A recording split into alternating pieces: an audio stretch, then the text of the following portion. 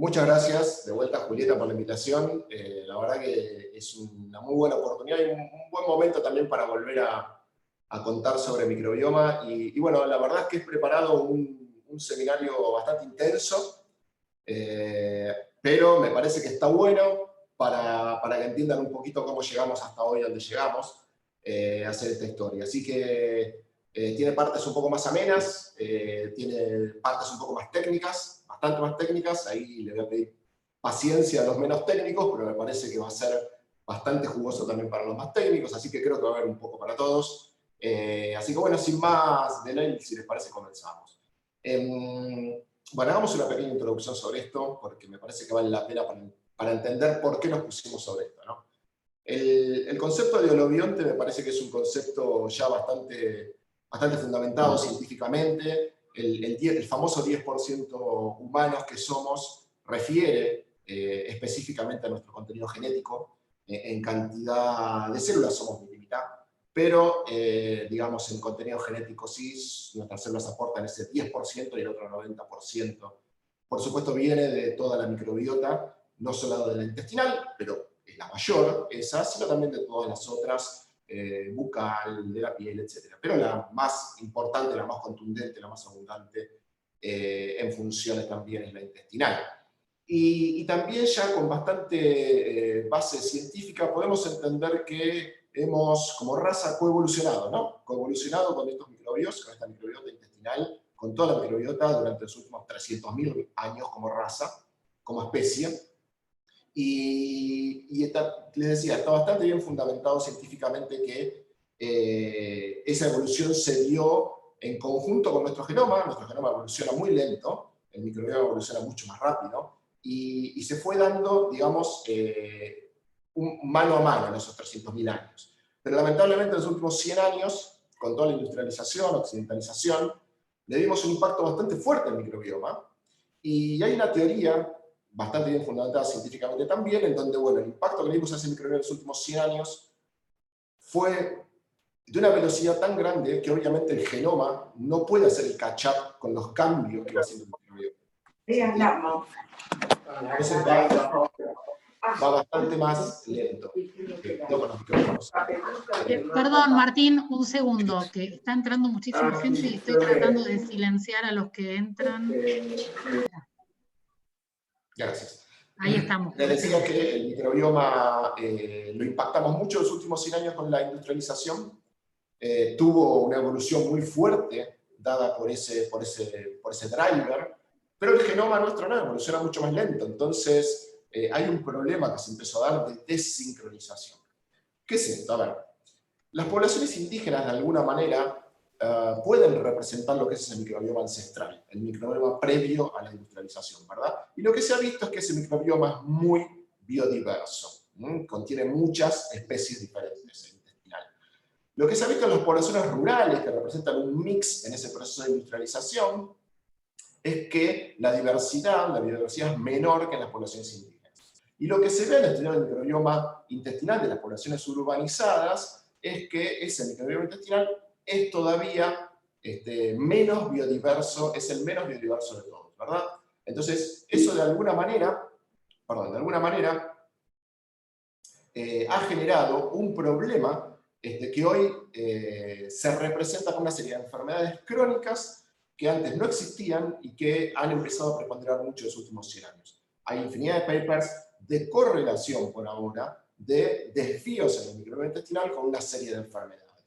Varias, muchas. Uno podría encontrar en PubMed casi lo que quiera, pero si bien hay que tener cuidado con esas correlaciones, muchas empiezan a demostrar la causa-efecto. Y resalté acá en negrita algunas de ellas, como son intolerancia a alimentos, colon irritable, depresión y ansiedad, desórdenes del sueño, que presentan una buena correlación con desórdenes del microbioma, y que resalté esas justamente porque si uno lo piensa, en el mundo moderno representan casi el 90-95% de los problemas de baja productividad y ausentismo en el ambiente laboral, por ejemplo. Entonces, eso se dio, digamos, porque de alguna manera este efecto de modernización, este efecto de industrialización, trajo estos problemas por estas correlaciones con los desórdenes del microbioma. Por supuesto que todas estas enfermedades crónicas que antes no existían y ahora existen, es compensado la baja en la mortalidad con un sistema de salud que obviamente creció y compensó todo eso. Por eso no es que hay más mortalidad por estas enfermedades crónicas, sino que también eso fue de alguna manera compensando, ¿no? Ahora es muy interesante porque si uno se fija, el microbioma va evolucionando desde que uno nace por el canal de parto o cesárea durante distintas etapas, ¿no? Y es interesante porque ese microbioma va cambiando desde las etapas más tempranas hacia la adultez. Se van, digamos, cruzando curvas de distintos géneros y especies que van componiendo el microbioma. Y lo digo que es interesante porque durante esa etapa es el momento en el que el sistema inmune, el eje cerebro-intestino, la respuesta al estrés y el sistema metabólico están madurando. Y lo hace muy fuertemente influidos por la microbiota intestinal. Ahora, si ese proceso no se realiza correctamente bien, eso corre peligro en la enfermedad, en la etapa adulta, de incurrir en una serie de desórdenes, como ser desórdenes psiquiátricos, desórdenes metabólicos, de inmunidad, que presentan muy buena correlación con estos efectos de una no muy buena maduración de ese microbioma durante las distintas etapas. Ya sea por desnutrición infantil, ya sea por distintos problemas sanitarios, etcétera, etcétera, ¿verdad? Así que es muy, muy importante. Ahora, claro, ¿cómo uno define qué es un microbioma saludable y un microbioma propenso a enfermedades? Bueno, eso presenta muchos problemas. Primero, lo que hay que entender es que la dieta, el estilo de vida, es lo que más impacta, más que nuestro propio genoma, sobre la composición de nuestro microbioma. Y eso hace que sea bastante difícil definir qué es un microbioma saludable. Básicamente hay tres componentes, que son que un microbioma sea diverso, que esté balanceado y que sea estable, son propiedades que son claramente necesarias para un microbioma saludable. Ahora, la composición exacta que determina que sea diverso, balanceado y estable es difícil de decir. Es difícil, no hay uno solo. ¿No? No es como nuestro genoma, no hay uno solo que podamos decir, esta es la composición ideal. Entonces también nos va a costar definir que es uno propenso a enfermedades. Lo que sabemos es que va a tener problemas o de tener baja diversidad, o no de estar balanceado, o ser inestable. Ahora, cuando pasamos de uno a otro es lo que se llama desvío de simbiosis. La buena noticia en todo esto es que se puede restaurar haciendo una restauración de la simbiosis y volver a un estado saludable. Y eso se puede hacer impactando la dieta, impactando el estilo de vida, impactando cambios de hábitos, ¿verdad? Bien, el problema entonces acá, creo que lo he planteado claramente, es cómo definimos qué es algo saludable y qué es propenso a enfermedades en la composición del microbioma. Lo vuelvo a repetir, todas las investigaciones actuales demuestran que no hay uno solo, ¿no? Y que yo no podría usar una base de datos generada en Dinamarca o en Australia o en Estados Unidos para tratar de comparar a mi población. Incluso yo podría agarrar en nuestro país una población del Chaco impenetrable y no la podría comparar con una población de la ciudad de Buenos Aires. Entonces, presenta una complejidad que es muy grande. Y cuando querramos aplicar esto en términos de clínica o en términos de cambios de hábitos que nos permitan disminuir las enfermedades crónicas que esto puede conllevar, tenemos que entender qué es lo que queremos cambiar, o sea, qué es lo saludable. Bueno, eso es lo que encaramos nosotros a partir de la construcción de una base de datos local para poblaciones urbanas o semiurbanas o rurales cercanas a las ciudades, ¿no? Lo tengo que definir claramente así porque, recuerdo, a medida que me vaya alejando y cambiando el estilo de vida, esto va a variar.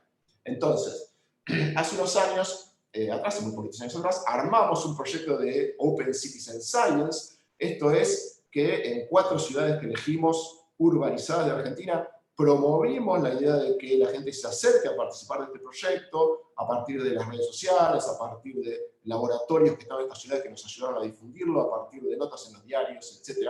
Y mucha gente se acercó a participar. Nuestro objetivo era poder contar con 200 voluntarios para el screening inicial. Lo hicimos en estas 4 ciudades que están en pantalla, que son Venado Tuerto, Rafaela, Paraná y Rosario.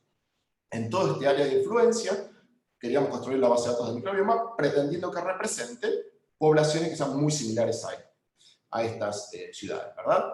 Bien, entonces, como dije, queríamos escribir 200 voluntarios, fue el número que logramos, nos llevó un año entero, y a partir de ahí nos quedamos con 172 voluntarios que donaron muestras, de los cuales recogimos 516 muestras biológicas de la siguiente manera.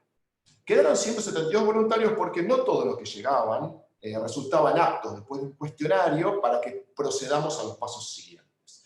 Entonces, de los 172 que quedaron, que eran personas voluntarias de 18 a 50 años de edad. A cada una de ellas les tomamos 3 muestras biológicas, que eran sangre, orina y una muestra de materia fecal para el microbioma intestinal, lo cual representó 516 muestras biológicas. A cada uno de ellos, lo que le hicimos fue análisis clínicos, bioquímicos clásicos de laboratorio, datos de metaboloma por espectros NMR, datos contextuales que se tomaron a partir de cuestionarios más intensos, ya después del pre-screening, ya cuestionarios intensos que fueron basados en el proyecto microbioma estadounidense, y generamos los datos de microbioma intestinal. Estos fueron todas las set de datos que generamos en cada uno. ¿Por qué? ¿Para qué?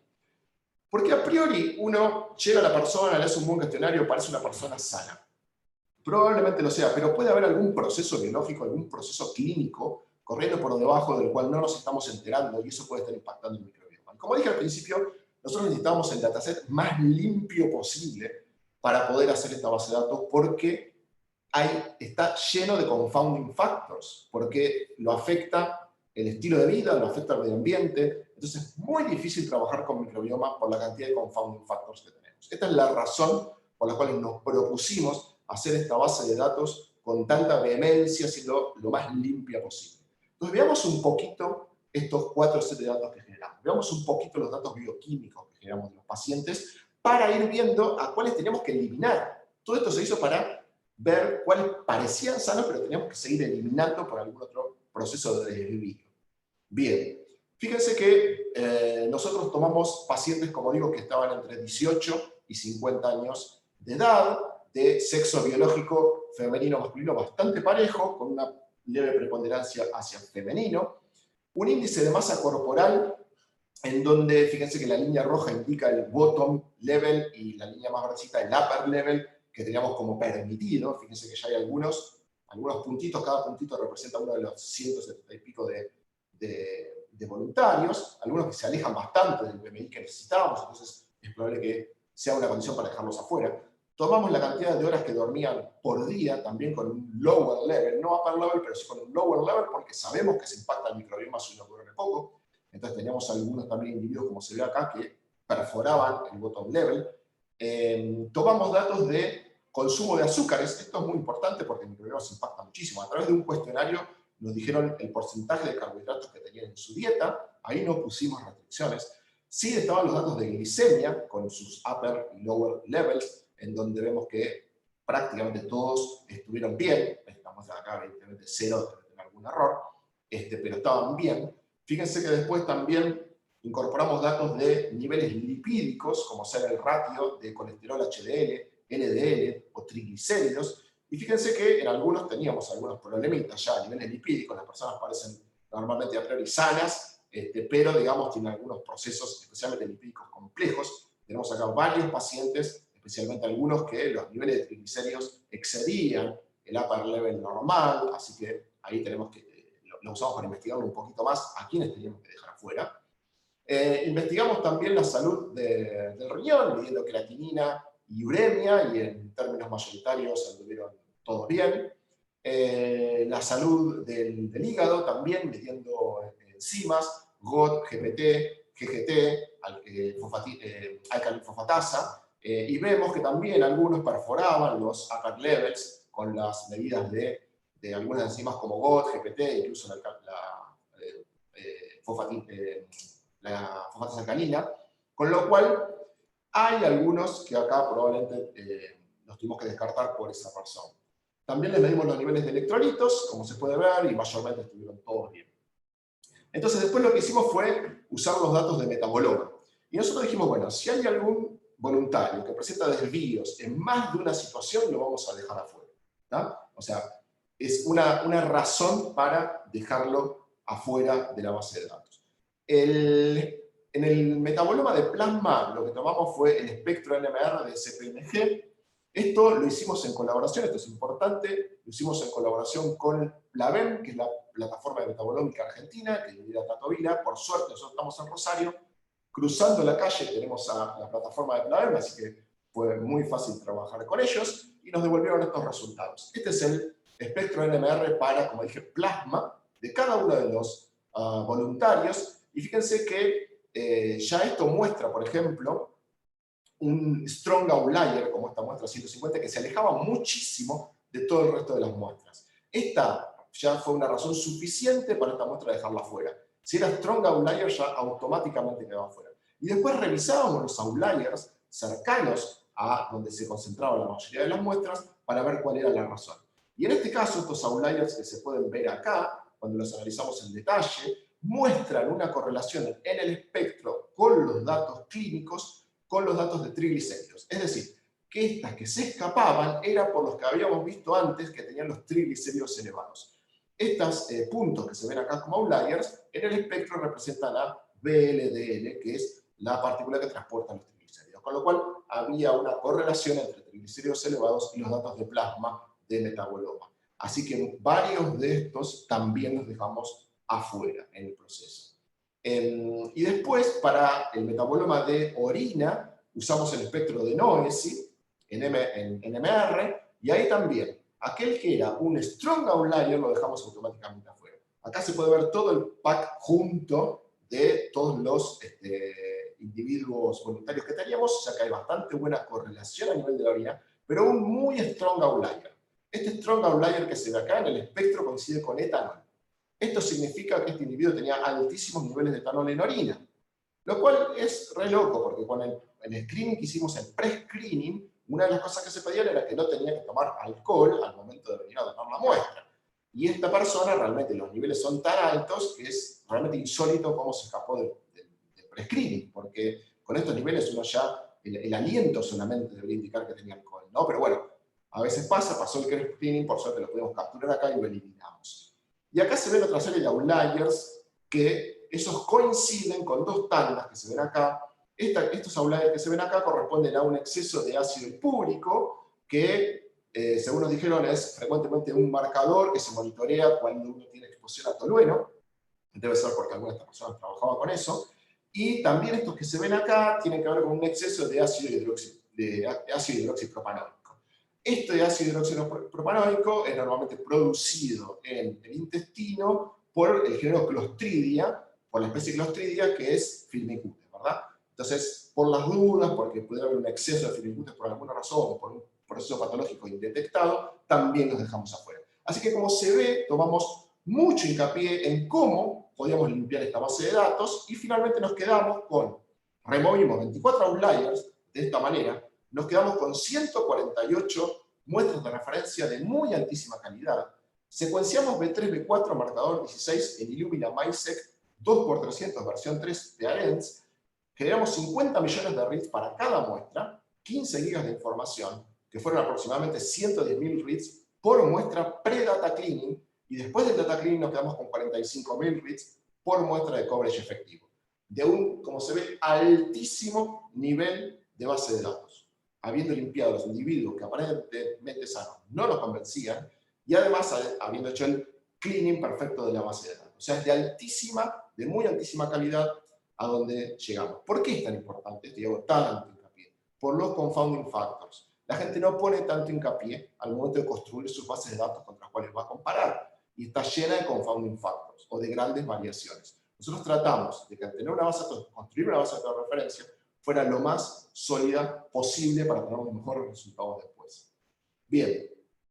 Después, para poder categorizarla, trabajamos también bajo estándares internacionales, usando todo el protocolo de Microbiome Helper para construir las OTUs para cada individuo y hacer las comparaciones. Y lo que obtuvimos fue bastante interesante, porque si se observa aquí, se puede ver que en los gráficos de ordenadas principales, vemos como dos grupos, ¿no? Con el método de Unifrac, que es el método no pesado y pesado de Unifrac, que ahora vamos a ver las diferencias. En el método no pesado, los dos grupos que se arman explican una diferencia de aproximadamente un 5%. Ahora, en el gráfico pesado, la diferencia entre los dos grupos ya es un 28%, están más separados. Y los grupos que se arman son, por un lado Rosario, y por el otro lado, Rafaela y Venado Tuerto, ¿verdad? Paraná queda disperso entre los dos grupos. Es muy interesante esto. Y además, los datos de Rosario se agrupan con los datos de Rosario previos que habíamos publicado en un estudio piloto unos años atrás, lo cual valida entre sí ambos estudios, lo cual fue muy bueno. Pero más allá de eso, la diferencia entre estos dos gráficos es que este gráfico a la izquierda, el no pesado, intenta marcar un poco las diferencias entre grupos en cantidad, o sea, perdón, en presencia o ausencia. Digamos, estos grupos difieren entre sí porque hay cosas acá que no están acá y viceversa. Mientras que el pesado lo que hace es poner más énfasis en las cantidades, es decir, y en las proporciones. Y el hecho de que la mayor cantidad de variación esté explicada por este gráfico, lo que indica que en realidad estos dos grupos, las diferencias no se dan porque este de acá tiene algo que no tiene este de acá y viceversa, sino porque en realidad tienen lo mismo, pero lo que está cambiando son las proporciones de lo que tienen. ¿Se entiende? Muy importante esto. Lo validamos con otra distancia métrica como Bray-Curtis y también pasó exactamente lo mismo. Bien, un punto muy importante ahora era empezar a pensar, digamos, cómo se agrupan estas muestras más allá de esta agrupación tipo por ciudades, ¿no? ¿Por qué? Porque se conoce que hay, y fue publicado hace un tiempo, el concepto de enterotipos.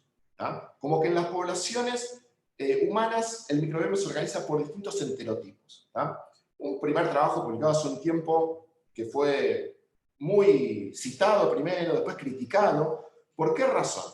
Porque lo que se observó es que no podían reproducir exactamente los enterotipos del primer trabajo. El primer trabajo dijeron, miren, en la población humana nosotros vemos en el intestino 3 enterotipos.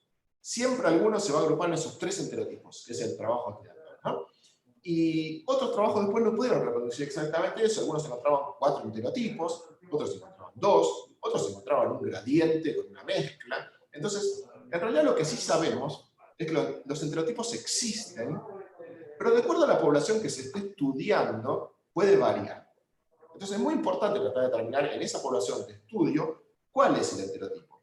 ¿tá? No hay uno solo, no hay el del paper original, hay que averiguar cuál es. Y nosotros tomamos el camino de no ingresar nuestros datos en alguno de estos modelos, sino generarlo de nuevo. Es decir, sin ninguna información previa, decir, bueno, a ver, hagamos descubrimiento en nuestro dataset, ¿cuáles son esos enterotipos posibles?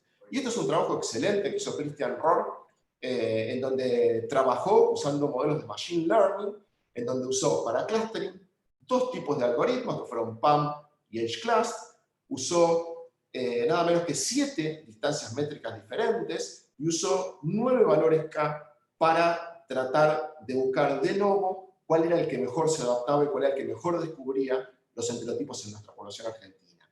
Esto hizo que Christian trabajara con 126 resultados de clustering para poder determinar cuál era el mejor.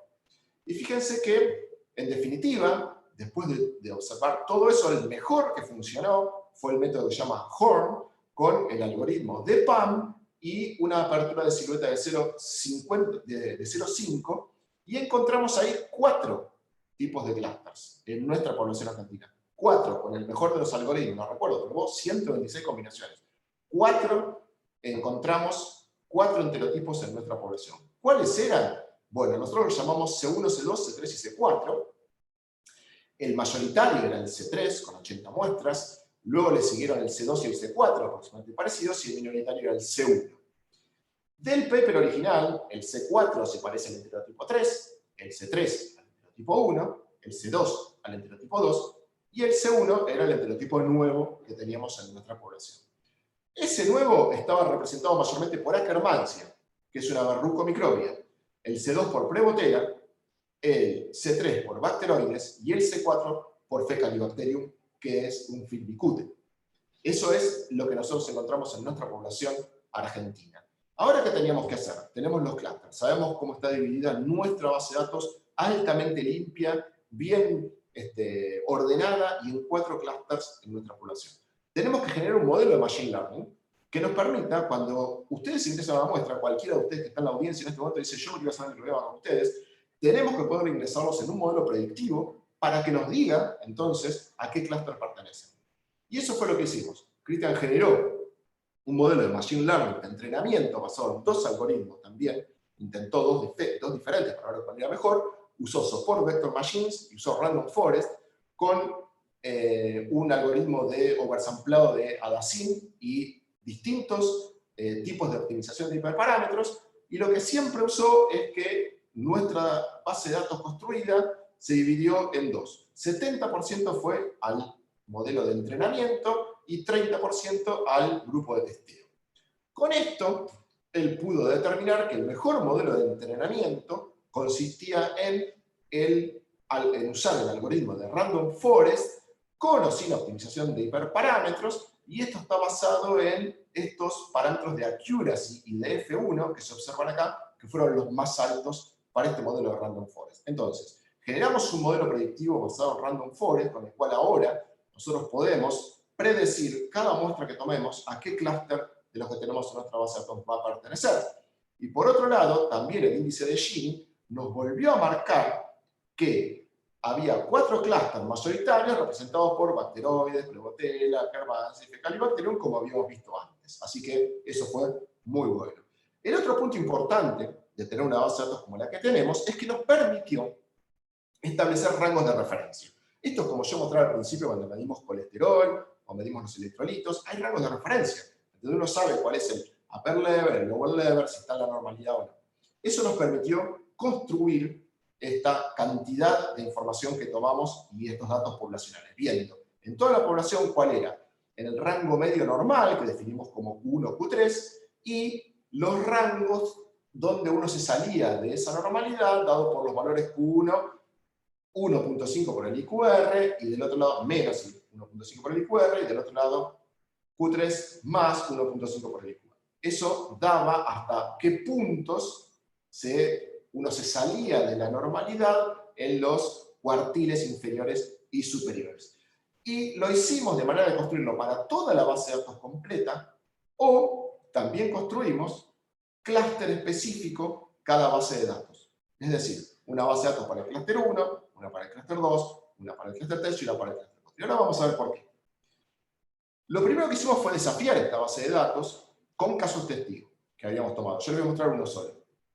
El caso testigo LB era una femenina de la ciudad de Rosario, de aproximadamente 30 y pico de años, que relataba un montón de problemas gastrointestinales provenientes ya de una historia de 10 años, con medicación, con inflamación intestinal, bueno, digamos, con un cuadro florido en todo lo que tiene que ver con inflamaciones intestinales que seguramente estaban relacionados con problemas de hábitos, de microbiota, etc.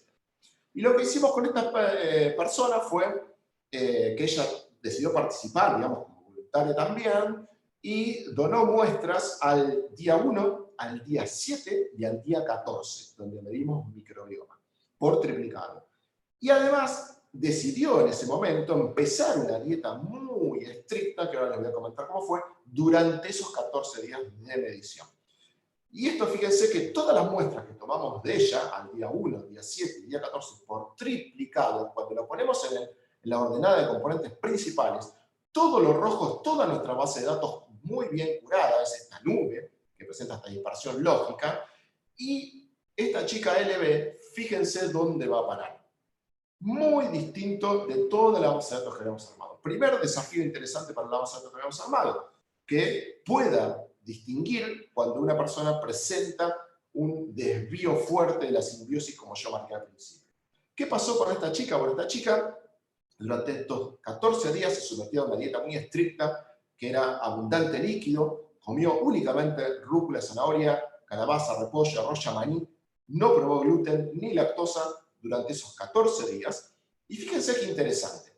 La ponemos en los rangos de nuestra base de datos. Comparada, vamos a todo lo que está a la derecha primero, ¿no? Comparada contra toda la base de datos, el día 1. Y el valor que se observa acá es lo que se llama índice FB. Este índice FB es la relación Firmicutes-Bacteroidetes, que también fue descrita como un índice de salud metabólica en general. Esto está muy bien descrito en personas obesas, personas que tienen diabetes de tipo 2, personas que presentan un proceso inflamatorio crónico, personas que presentan problemas de enfermedades metabólicas, tienen grandes desvíos en el ratio Firmicutes-Bacteroidetes en favor de los bacteroidetes. Y fíjense lo que pasó acá. Esta chica presenta un índice muy elevado, muy por fuera de la normalidad de toda la base de datos, y al día 7, después de someterse a esta dieta muy estricta, fíjense cómo este índice va bajando y de a poco va ingresando en la normalidad de los valores que son los que están en verde acá, y al día 14 ya ingresó a la normalidad, ¿no? Lo cierto es que el índice FB fue bajando, que eso es muy importante, que haya sido así. Ahora, esto es comparado contra toda la base de datos. O sea que si uno mira este resultado, pareciera que lo que está viendo es que hay una baja muy importante, que en números existe en términos absolutos, pero en términos relativos es así. Fíjense lo que pasa cuando del lado izquierdo comparamos contra las bases de datos específicas de cada clúster. Al día 1, esta chica pertenecía al clúster 4, según nuestro modelo de Machine Learning. Entonces lo que hicimos fue compararla contra esta base de datos específica, y acá no había un tema de que estaba fuera de la normalidad, porque el clúster 4, este valor de FB, parece ser bastante normal para ese clúster. Cuando al día 7 la dieta le cambió, la microbiota pasó a clúster 3, y acá sí ya estaba fuera de la normalidad. Y al día 14 pasó al clúster 2, muy dinámico esto, ¿no? Y seguía fuera de la normalidad para ese clúster específico. Entonces, fíjense cómo todo esto es relativo. Y esto lo traigo a colación, porque tenemos que tener mucho cuidado cuando hacemos estas comparaciones. ¿Se hace contra toda la base de datos? ¿Se hace contra el clúster específico de la persona? Porque eso va a variar. Es muy importante tener en cuenta esto. Todo esto que estoy contando está recopilado en un paper científico que lo tenemos listo, que está por ser enviado ahora en noviembre a publicar, y va a estar en bioRxiv también, así que todos los que estén más interesados en esto lo van a poder acceder desde ahí. Muy interesante lo que aprendimos hasta ahora. Ahora, ¿cómo ponemos esto por fuera de este protocolo? ¿Cómo lo ponemos para toda la gente que se lo quiera hacer? Bueno, mucho cuidado con eso, porque hay muchos confounding factors, como ya vimos en todo esto. Entonces, nosotros pensamos, ¿de qué manera podemos hacer esto? Y ahí nos dimos cuenta que necesitábamos colectar muchos datos de cada persona para hacer esto bien. Y empezamos a desarrollar un sistema que no solo mide el microbioma, el punto del microbioma intestinal, porque eso es un punto, es una parte de la verdad. Eso está impactado por muchos factores. Empezamos a decir, bueno, necesitamos de cada sujeto, como hicimos en la base de datos, más datos activos, que sean recolectados por cuestionario, que sean datos bioquímicos. Y por el otro lado, también dijimos, hay muchos otros datos interesantes que deberíamos tener que tienen que escapar de la subjetividad del cuestionario. Es decir, yo le pregunto, ¿cuántas horas dormiste? 8, me dice cualquier cosa. Entonces, ese tipo de cosas se pueden hacer más objetivas. ¿Y eso cómo se hace? Se hace a través de los datos de dispositivos móviles. Todo esto, si uno lo combina, ahí pueden hacer modelos de Machine Learning, pensando en la inteligencia aumentada, que sea útil para obtener la información correcta. Solo con datos del microbioma va a ser difícil. Y esto de tomar datos pasivos no es una locura, está cada vez más aceptado. De hecho, es de las cosas que más se utilizan ahora, o se plantean como la próxima revolución en medicina, de que muchos pacientes en forma ambulatoria se les puedan colectar datos en forma pasiva y permanente a través de dispositivos móviles, como son los relojes inteligentes, anillos inteligentes, etc. Entonces, para hacer esto, nosotros nos planteamos un protocolo que nos permitiera colectar datos para ver si podíamos validar esta idea que teníamos. Hicimos un protocolo muy interesante donde colectamos materia fecal de 3 individuos que enrolamos. La idea era hacer un protocolo clínico, era colectar datos para validar, a tiempo 0, a tiempo 15, a tiempo 30 y a tiempo 60, donde tuvieron una intervención de tomar fibra 8 gramos por día durante los primeros 30 días y después dejarla. Y durante todo ese tiempo tomamos datos activos a través de cuestionarios de las personas, y las personas portaron dispositivos móviles del tipo pulseras, relojes inteligentes, donde fuimos tomando datos en forma pasiva. ¿Ah? Esto fue tomado en forma permanente, los datos pasivos, durante todo el proceso. Como les digo, igual usamos criterios de inclusión y criterios de exclusión, a pesar de que fueron 3 personas solamente, para evitar el resto de los confounding factors. Ahí lo que tomamos a partir de los dispositivos móviles fue ritmo cardíaco, pasos, ejercicio, patrón de sueño, ritmo de sueño, calorías quemadas, calorías ingeridas. Y esto es importante porque hoy se sabe, y está bien publicado, que el patrón y el ritmo de sueño impactan de manera positiva en la eficiencia del sueño, correlaciona de manera positiva en la eficiencia del sueño. Entonces, lo que diseñamos nosotros fue un sistema que a partir de los dispositivos móviles nos permiten saber si la muestra al menos fue bien tomada o no fue bien tomada. ¿Cómo hicimos esto? Bien, como les digo, los datos de los dispositivos móviles que portaron estas 3 personas se tomaron durante los 60 días. Entonces, a eso nosotros le llamamos lectura basal. Y dividimos en la lectura de lo que venía de los dispositivos móviles en la ventana del día de la toma de muestra, más o menos 2 días. Cuando hacíamos el ratio entre qué marcaban los dispositivos móviles el día de la toma y las lecturas basales de los días previos, ese ratio a nosotros nos permitía decir si la muestra estaba validada, observada o rechazada de acuerdo al desvío que presentaba. Esto está todo expresado acá, por cuestión de tiempo no voy a hacer hincapié. Créanme que lo que hicimos fue tomar entre la lectura basal y la ventana del día de la toma, ver si había un desvío importante con respecto al basal. Si ese desvío se daba, había que observar o rechazar la muestra. Y fíjense que de hecho en una de las muestras de estas personas, acá tengo el basal, acá tengo cómo fueron esos parámetros el día de la toma, que correspondía a minutos de actividad y sueño profundo, y el desvío era tal que hubo que observar la muestra.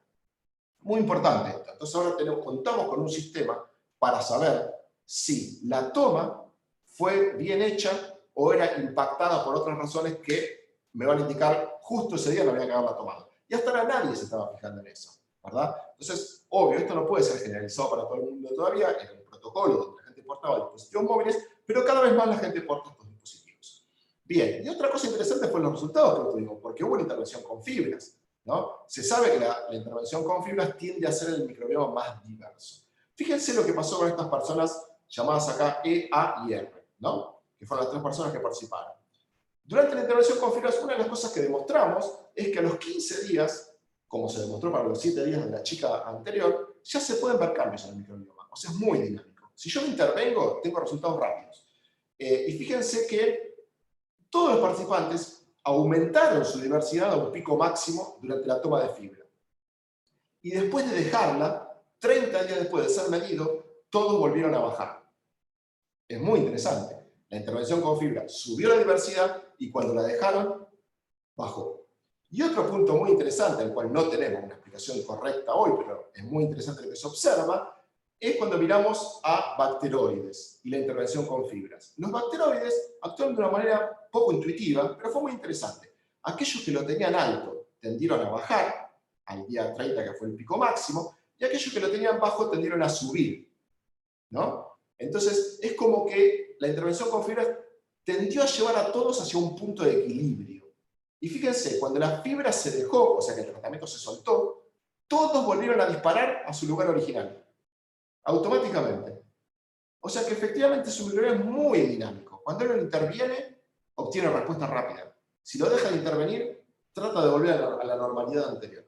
Es muy interesante. A ver, es un n igual a 3, no fue el objetivo de esto, el objetivo fue otro, es lo que mostré antes, pero no dejo de mencionarlo porque va en la dirección también de cientos de otros resultados publicados a lo largo del mundo. Bien, para finalizar entonces, ¿cómo trasladamos nosotros, o cómo decidimos nosotros trasladar esto para que cualquier persona pueda medirse su microbioma con nosotros, utilizar la base de datos? Bueno, nosotros lo que ideamos en función de lo que observamos acá, que los cambios se hacen cuando se interviene, se obtienen rápidamente, se obtienen beneficios rápidamente. Entonces dijimos, bueno, usemos nuestra base de datos, usemos esto que aprendimos, con la idea de impulsar a la gente a, por ahí, generar cambios de hábitos saludables, teniendo en cuenta que eso puede dejar de impactar sobre enfermedades crónicas que son muchas veces silentes, no nos damos cuenta hasta el día que nos damos cuenta. Y ahí es tarde. Entonces, esos cambios de hábitos son buenos para prevenir este tipo de condiciones crónicas que se van generando, como mostramos y toda la evidencia científica indica, con este impacto sobre el microbioma. Y eso lo pensamos de la siguiente manera. Armamos un programa que se llama Microexplora Wellness, en el cual estamos trabajando justamente con esto, con profesionales adecuados, en donde se han formado con nosotros y nosotros nos hemos formado con ellos en cómo se debe hacer esto exactamente. Con nosotros hoy está trabajando en este programa Guadalupe Benavides, licenciada en nutrición y coaching certificada, ¿verdad? Y lo hacemos de la siguiente manera, perdón, en donde la idea es tomar una muestra a la persona que ingresa al programa el día 1, como la muestra 0, después devolverle ese resultado aproximadamente el día 15, ahí sabe cuál es su microbioma. Ahí inicia un proceso de coaching guiado por nuestra licenciada en nutrición, donde observa a partir de un cuestionario cómo es el estilo de vida de esa persona, cómo es su microbioma en ese momento, y le da guías basado en eso para tratar de mejorar una serie de índices, generar un cambio de hábito que genere impacto positivo sobre la persona. Luego, al día 45, se toma una muestra, una segunda muestra, que lo que intenta es ver cómo impactaron esos cambios. ¿Está bien? Y recibe un nuevo coaching para entender mejor cómo continuar esos hábitos saludables. Y eso, entonces, de alguna manera, entonces, el programa en sí tiene una etapa de coaching, un plan personalizado, la medición del microbioma para entender qué cambios se están dando, y hay un foro en la plataforma donde se puede interaccionar con expertos y resolver más preguntas, porque entendemos que obviamente esto es complejo. Esto es muy fácil de hacer hoy en día. Se recibe un kit que nosotros enviamos, se envía por correo, el correo también lo retira, uno no sale de su casa para hacer todo esto, el kit es muy simple, es una autotoma y está muy fácilmente explicada, así que está todo muy hecho a la forma de que pueda ser muy simple para cualquier persona. Y cuando vuelve, se ingresa a la plataforma para observar esos resultados y hoy se ven de esta forma. Los resultados que hoy se están entregando tienen que ver con el tipo de microbioma actual, en el sentido de cuál es el enterotipo, la salud general del microbioma visto en términos de diversidad, riesgo de enfermedades metabólicas visto en términos del índice FB, y la composición general del microbioma en ese momento. Estamos a punto de ingresar también datos nuevos que tienen que ver más con nutrición, con ejercicio físico, con inmunidad, con eficiencia del sueño. Esos son índices que estamos incorporando ahora brevemente. Es, como ven, una plataforma muy fácil de usar para no expertos. Se puede observar en relojes muy fáciles de ver si su índice de diversidad es bueno o si es bajo, y se puede clicar para obtener más información y dar más recomendaciones. Lo mismo con el riesgo de enfermedades metabólicas. Y obviamente esto se toma una muestra antes de iniciar los cambios de hábito y una muestra después de iniciar los cambios de hábito, con lo cual en otra pestaña van a poder ver la comparación del antes y el después, para ver cómo funcionó, ¿no? La diversidad antes de todo el programa, la diversidad después de todo ese programa, que son 30 días. También para el índice Firmicutes-Bacteroidetes y para toda la composición, cómo fue antes y cómo fue después. Entonces creemos que es una buena medida como para impulsar a alguien que quiere iniciar un cambio de hábito, porque ya digo, hay por ahí procesos que no nos estamos dando cuenta de ese proceso hasta que es tarde, y estamos hablando de enfermedades crónicas de tipo autoinflamatorias, de bajo grado, diabetes tipo 2 y una serie de situaciones que cuando nos damos cuenta es más tarde empezar a revertirlas, ¿verdad? Y son cambios de hábitos simples muchas veces. Entonces, bueno, esa es la plataforma. Pueden ingresar a la plataforma y ver un poco cómo funciona el programa. Y con esto voy a ir finalizando, porque como les decía, era una presentación bastante intensa en cantidad de datos, pero era importante que entendieran cómo llegamos a este punto y con qué seriedad llegamos a este punto sobre todo, ¿no? Así que para finalizar, siempre quiero agradecer al equipo que nos acompaña en Heritas, que es un equipo altamente formado, pero que por sobre todo dispuesto a salir siempre de la zona de confort con todas estas locuras que a veces se nos ocurren, que pueden ser interesantes, que los podemos hacer en Argentina, que se hagan en Argentina, y bueno, y a veces para eso hay que moverse un poquito de la zona de confort, y este equipo está siempre dispuesto a acompañar en eso, y bueno, si no fuera por este equipo sería imposible presentarles lo que se presentó hoy, por ejemplo, ¿no? Así que bueno, muchas gracias, y Julieta te voy a pasar para que logramos a preguntas si es necesario. Muchas gracias. Perfecto, Martín. Muchas gracias. Si querés